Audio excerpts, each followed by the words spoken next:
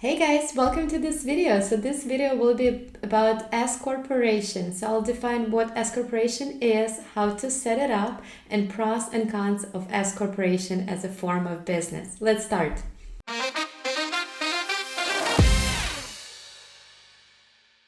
Alrighty, so let's start going over what is S Corp, how to file an S Corp, what are the pros and cons of being an S Corporation, how to elect S Corporation, so things like that. So let's start. So first of all, we'll start with definition. What is S Corp? So based on IRS website, it pretty much says that S Corporations are corporations that are elected to do like a past corporate income and losses to their shareholders. So it's pretty much corporations that decided to be a partnership, but it's a little bit different because the idea of partnership is like each partner receiving an income and paying like self-employment tax on that income.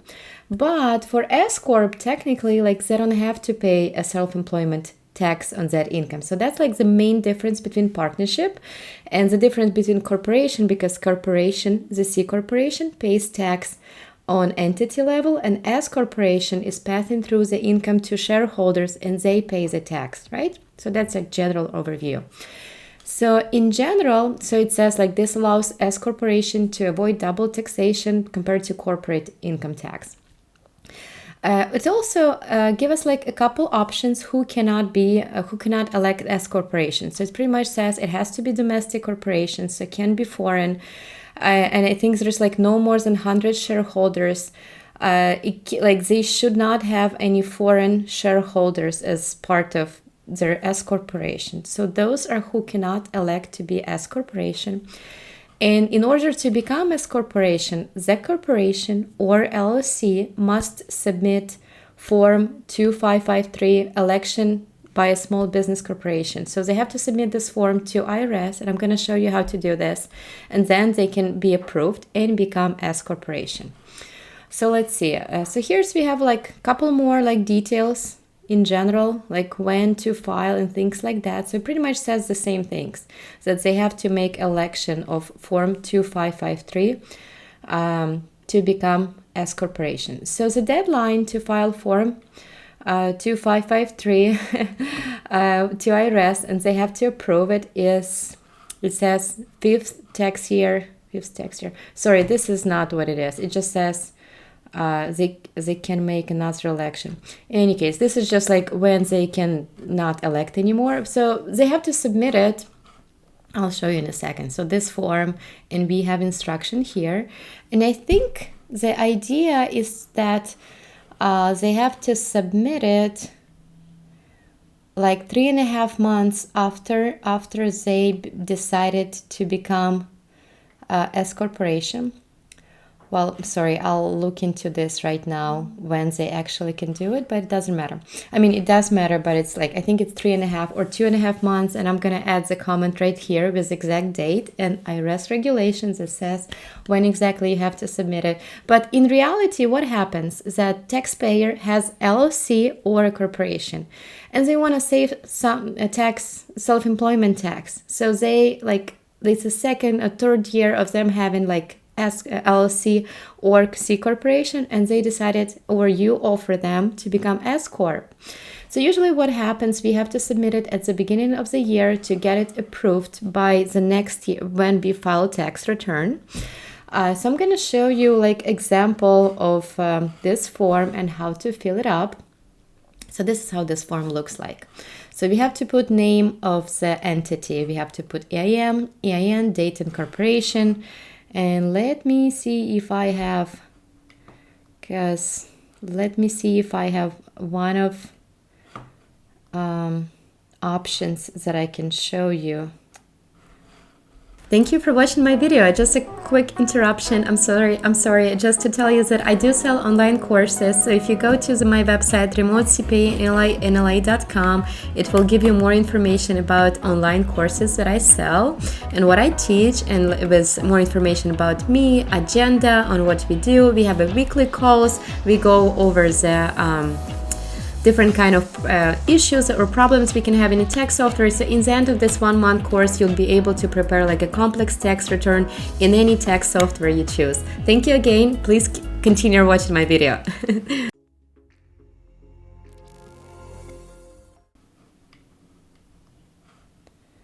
Well, I guess I don't. Well, in any case, so I'm just gonna go through this form. So we have to put name of corporation, address, EIN number, date incorporation, state. So this is, we don't really need to. This is election is to be effective for the tax year. So if you want to do it for tax year 2022, we should put January 1st, 2022.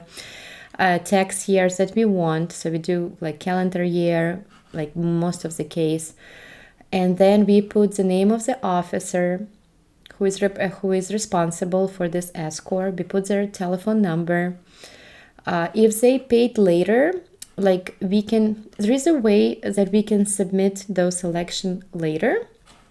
And I'll show you in a second what they mean. So there is this, this law, revision of laws that is basically saying that I'm sorry, we're filing late, but we would like to be S corporate, but a little bit later. So we can include this one is in here as this provision, and we need to attach this statement with the form when we file.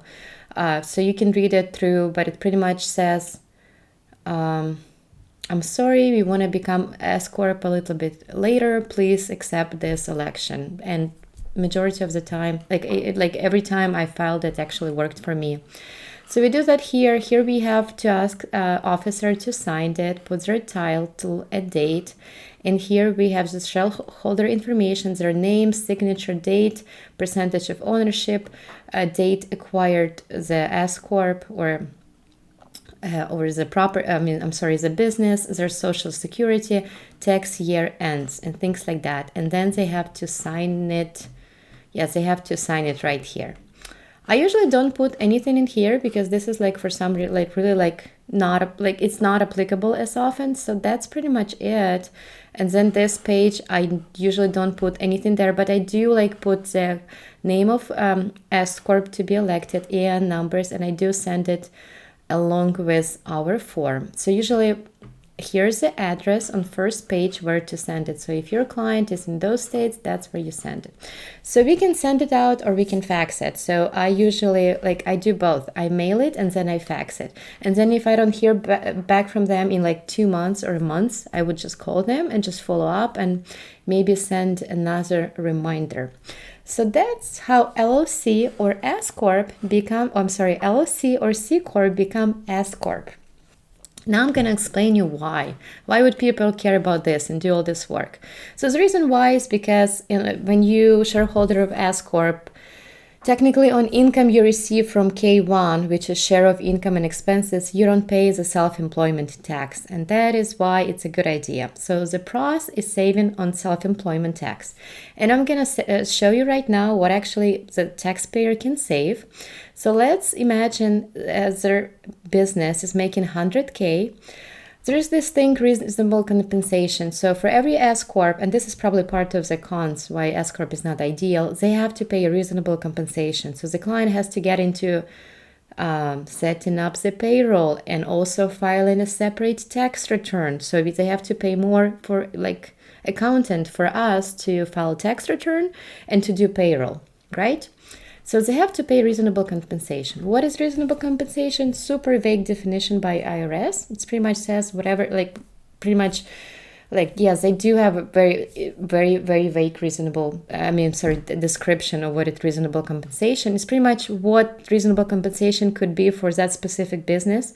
And I usually what I do, I just Google in that area what would be reasonable compensation for that kind of work. And that's kind of what it is. Yeah, but it's hard because if it's 100K net incomes, then do you pay 100K salaries or not? So it's kind of hard. So let's just pretend 50,000. I think 50,000 for majority of business, especially if the client is running part-time, I think that would be reasonable. But that's for us and for client to have conversation and decide. So basically, self-employment taxes are 15.3%, and payroll taxes are 6.2% for Social Security, and for Medicare is like 1.45. Okay, so the self-employment tax on the amount of 100K would be 15,300. So this is technically what our taxpayer will save by having S Corp. So because now the S Corp owner or S Corp is like S Corp owner has to pay employers and employees part of payroll taxes, so Medicare and Social Security. So they have to pay double this amount. So they would pay also 15.3% in payroll taxes.